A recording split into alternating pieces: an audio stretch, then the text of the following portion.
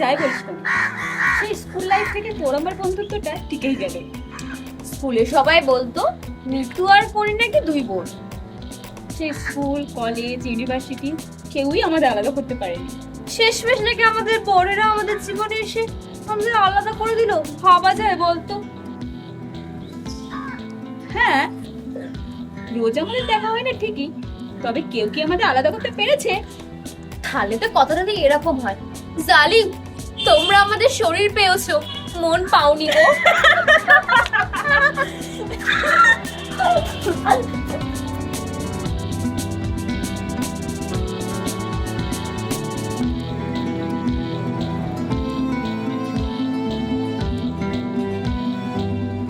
আচ্ছা, এই বর দুটোকে কি করে এক করা যায় বলতো? একটা উপায় আছে জানিস? এই কি বল? বর দুটোকে একবার ফাঁদে ফেলতে পারলেই না কেল্লা ফতে। আরে কিভাবে সেটা তো বল। শোন তো,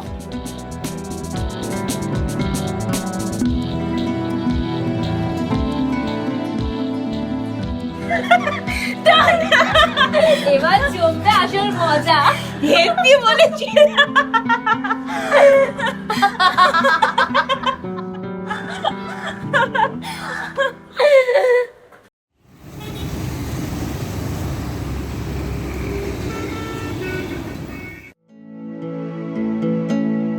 সারাদিন অফিস আর ক্লাস করতে করতে জীবনটা যেন একদম একই হয়ে গেল। যা যা বলেছো সেই একই, তোর বড়ি খানা খানা বড়ি তোর। তবে আমাদের ওয়াইফদের দৌলতে কিন্তু এই স্যাটারডে নাইটটা এনজয় করার সুযোগটা হলো। তা ঠিকই বলেছো। আচ্ছা, এদের প্ল্যানটা কি বলতো রবি? আমি তো বুঝতেই পারছি না কিছু।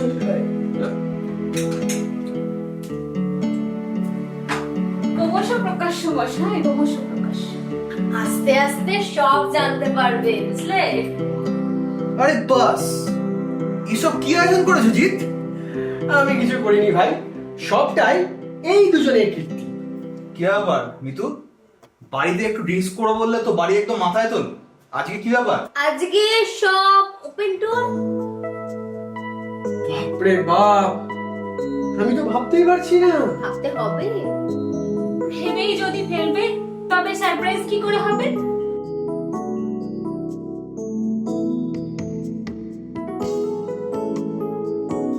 তা তো ঠিক।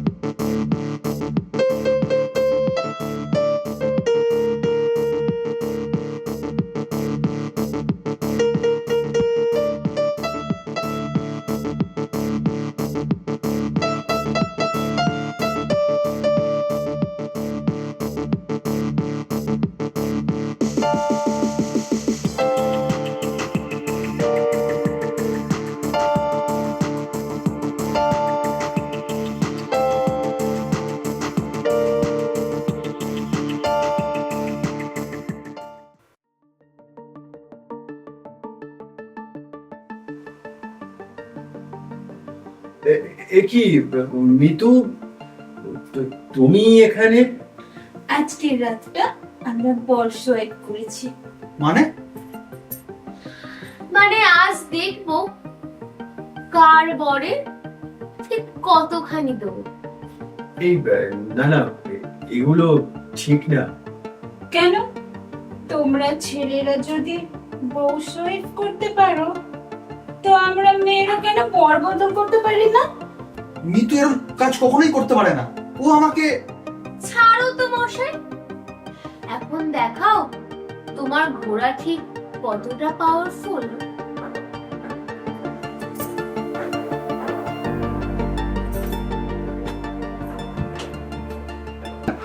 তাহলে তোমাদের পেটে পেটে সেই প্ল্যানিং ছিল? তো দেখো যাক না, কে কাকে বেশি কত খুশি করতে পারে।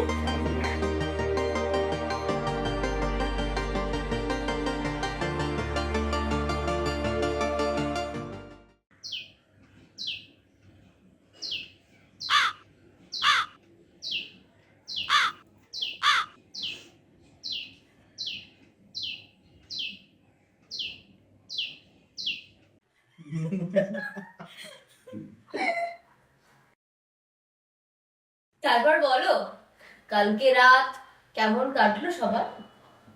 আরে আমরা তো ভাবতেই পারিনি তোমরা আমাদের এমন একটা সারপ্রাইজ দেবে। তো তোমরা খুশি কিনা সেটা বলো। খুশি তো বটেই, আর আমার তো মনে হয় মাসে একবার করে হলে মন্দ হয় না। তো রবি, সামনের সপ্তাহে যদি আমাদের বাড়িতে ব্যবস্থা করা হয় তো কেমন হয়? আমার তো কোনো আপত্তি নেই। জিৎ, কুনি, তোমাদের কোনো আপত্তি নেই তো? চলো তাহলে। ডান। ডান।